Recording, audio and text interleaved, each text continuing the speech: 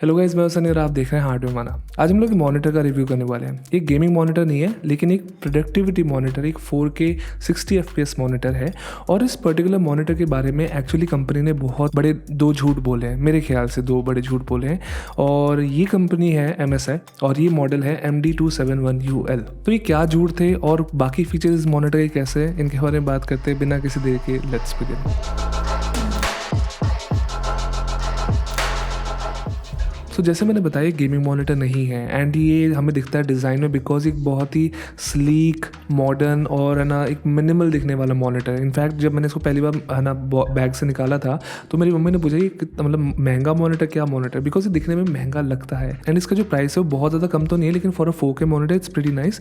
ये है 30,000 रुपीज़। इसमें काफ़ी ज़्यादा स्टिफ कॉम्पिटिशन है आजकल। अब लेकिन डिज़ाइन को अगर कंटिन्यू करें तो जैसे मैंने बताया, दिखने में ये महंगा मॉनिटर लगता है एंड एक्चुअली अगर आपके पास एक सेटअप है जो बहुत ज़्यादा क्लीन है, एस्थेटिकली प्लीजिंग है, तो ये मॉनिटर एक्चुअली बहुत अच्छा लगेगा। इनफैक्ट जो बैग है मुझे लगता है ये सैंड ब्लास्टेड एल्यूमिनियम तो नहीं है बिकॉज इतना ज़्यादा स्मूथ है दिखने में, लेकिन ये एक्चुअली प्लास्टिक है।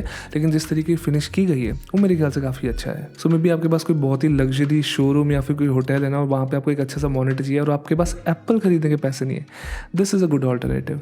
और कनेक्टिविटी के मामले में यहाँ पे मेजर ऑप्शन सारे हैं। यहाँ पे 2 HDMI है, एक डिस्प्ले पोर्ट है, इसके अलावा USB-C के थ्रू भी आप है ना डिस्प्ले कर सकते हैं। और ये जो USB-C है इसमें थोड़ा स्पेशल ये है कि ये है ना पावर डिलीवरी भी सपोर्ट करता है। सो अगर आपको एक है ना लो पावर लैपटॉप चार्ज करना हो या फिर है ना आपको अपना फ़ोन चार्ज करना हो, आप इजीली कर सकते हैं। 65 वॉट तक की पावर डिलीवरी सपोर्ट करता है ये। बट इस डिज़ाइन के साथ लिमिटेशन है। ये लिमिटेशन आती है वो स्लीक डिज़ाइन को मेंटेन करने के चक्कर में।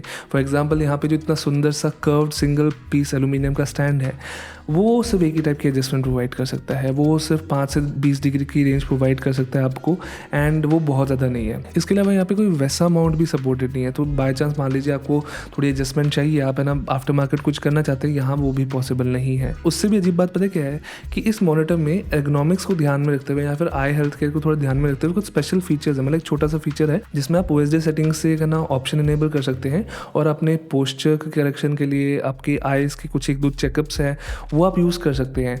तो वो पोस्चर ठीक नहीं कर सकते बिकॉज आपके पास कोई हाइट एडजस्टेबिलिटी है ही नहीं। फॉर एग्जांपल मेरी हाइट के लिए मॉनिटर काफ़ी नीचे सेट होता है, अगर मैं फुल एंगल पे भी इसको एडजस्ट करूँ तो मुझे मॉनिटर की हाइट इंक्रीज करने के लिए मॉनिटर स्टैंड लेना पड़ेगा, लेकिन वो यहाँ पे सपोर्टेड नहीं है। तो अब समझ ना कि कैसे यहाँ पे फीचर तो दिया गया लेकिन उसको एक्चुअली यूज़ करना इम्पॉसिबल है। यहाँ पे एक और पॉइंट भी है कि इतना आपने डिज़ाइन में अच्छी है ना मेहनत लगाई है, लेकिन फिर भी आप एक अपने प्रोडक्शन में लूज स्क्रू कैसे छोड़ सकते हैं। यहाँ पे एक स्क्रू है जो पूरी तरह लूज है। जब मैंने बॉक्स से निकाला था गलती से मेरा हाथ यहाँ पे लगा एंड वो एक्चुअली रैटल कर रहा था स्क्रू। दूसरी तरफ यहाँ पे स्पीकर ग्रिल्स है, लेकिन इस मॉनिटर में स्पीकर्स नहीं सपोर्टेड है। सो वो भी थोड़ा सा और था कि इतना आपने मेहनत की है तो ये स्पीकर ग्रिल्स भी हटा देते, एटलीस्ट दिखने में और ज़्यादा क्लीन हो जाता मॉनिटर। और लास्ट में मेरी जो सबसे बड़ी कंप्लेंट है ना इस मॉनिटर की वो है कि भाई 2023 खत्म होने को है, हम लोग 2024 की तरफ जा रहे हैं और इंडिया एक सुपर पावर बनते बनते बस 2 दिन की देरी रह गई है। लेकिन फिर भी इस मॉनिटर में OSD कंट्रोल्स के लिए बटन्स है। There is no joystick, there is no nipple. मेरा जॉयस्टिक, मेरा निपल कहाँ है भाई? इन्होंने बिल्कुल भी UX पे यहाँ पे ध्यान नहीं दिया बिकॉज जो पावर बटन है और बाकी बटन है उनके बीच में कोई डिफरेंस नहीं है। तो मैंने 3-4 बार ऐसा हुआ कि मैं सेटिंग्स एडजस्ट करते करते मैंने पावर बटन दबा दिया एंड मॉनिटर बंद हो गया। सो आई थिंक उनको अपडेट करना चाहिए, स्पेशली जब आप इस मॉनिटर को नाम देते हो मॉडर्न सीरीज़ का। तो OSD सेटिंग्स की बात कर ही रहे थे तो मेरे ख्याल से OSD जो है वहाँ पे बेसिक फीचर्स सारे हैं। आपको रिस्पॉन्स टाइम्स वगैरह मिल जाते हैं, अपनी ब्राइटनेस, कॉन्ट्रास्ट, ये सब सेटिंग्स बेसिक सारी मिल जाती है। इसकी जो कलर क्वालिटी वगैरह है वो काफ़ी अच्छी है।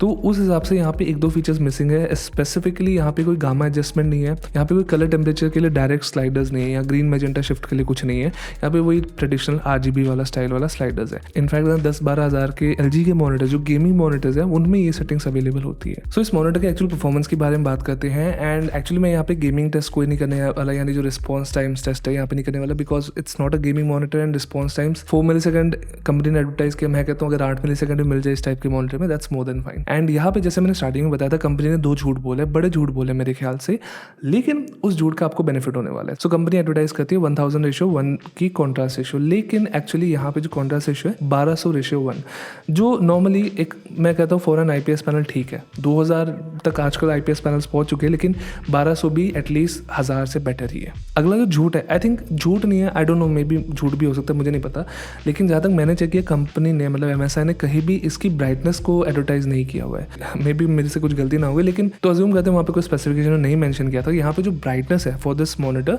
It's pretty good. It's at 400 nits जो काफ़ी ज़्यादा ब्राइट है even for brightly lit room, दिन में भी आप इजीली इस मॉनिटर को यूज़ कर सकते हैं। और एंटी रिफ्लेक्शन कोटिंग वगैरह तो काफ़ी हद तक डिफ्यूज है लाइट्स वगैरह इस पर जो डायरेक्टली पड़ती है। सो ब्राइटनेस के मामले में यहाँ पे ठीक है, लेकिन मिनिमम ब्राइटनेस काफ़ी ज़्यादा है, मेरे ख्याल से करीब 100 निट्स है, जो एक्चुअली अगर आपको बिल्कुल अंधेरे में काम करना पसंद है ना, this is very bright. So I guess यहाँ पे थोड़ी और ट्यूनिंग की ज़रूरत है, लेकिन अदरवाइज अगर आपको अपना मॉनिटर थोड़ा ज़्यादा ब्राइट पसंद है, this is more than fine. अगर हम लोग गैमेट कवरेज की बात करें तो यहाँ पे 100% sRGB का कवरेज है। इसके अलावा DCI P3 and Adobe RGB वहाँ भी कवरेज अच्छी है, 89% एंड 96%।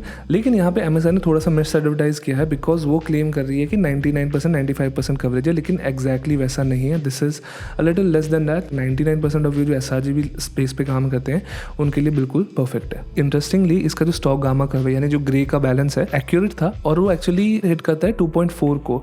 जनरली मॉनिटर्स 2.2 टारगेट करने की कोशिश करते हैं, और 2.4 थोड़ा कॉन्ट्रास्टी लुक के लिए बेटर है। लेकिन अगर हम लोग वाइट बैलेंस की बात करें तो ये थोड़ा सा ज़्यादा ब्लू था, एंड ये नॉर्मल है इस टाइप के, इस प्राइस रेंज के मॉनिटर्स के लिए, जो थोड़ा कैजुअल मॉनिटर्स आप कह सकते हो। ये ऑलमोस्ट है ना 8000 9000 केल्विन तक जा रहा था। जो डिफ़ॉल्ट वैल्यू होनी चाहिए वो 6500 के आसपास होनी चाहिए, मतलब अगर 64 आ जाए या 6600 आ जाए तो वो काफ़ी ज़्यादा अच्छा रहता है। लेकिन यहाँ पे काफ़ी ज़्यादा ब्लू था, तो मैनुअली मुझे ब्लू सेटिंग कम करनी पड़ेगी अगर मुझे ये कैलिब्रेशन करनी पड़नी है। बाकी अगर आपके लिए कलर एक्यूरेसी बहुत ज़्यादा इंपॉर्टेंट नहीं है, लेकिन आपको एक सिर्फ 4K पैनल चाहिए, तो उस हिसाब से अच्छा है, because of its punchy colours, punchy contrast.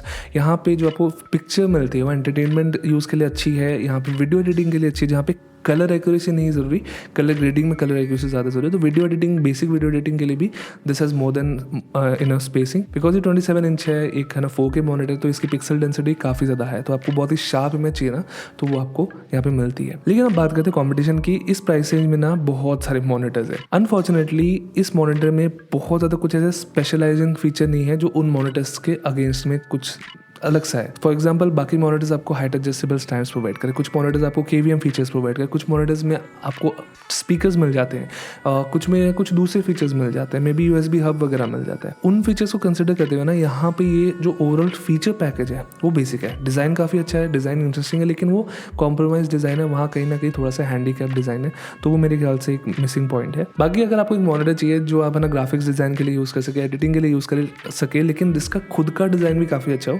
Then definitely consider this option. तो डिस्क्रिप्शन में इसकी लिंक होगी, अगर आपको चेक करना है। कोई भी क्वेश्चन है इस मॉनिटर के बारे में तो प्लीज़ कमेंट्स में ज़रूर बताना, एंड लाइक शेयर सब्सक्राइब में साथ करते रहे। मैं मिलूंगा आपको अगली बार। Till then bye.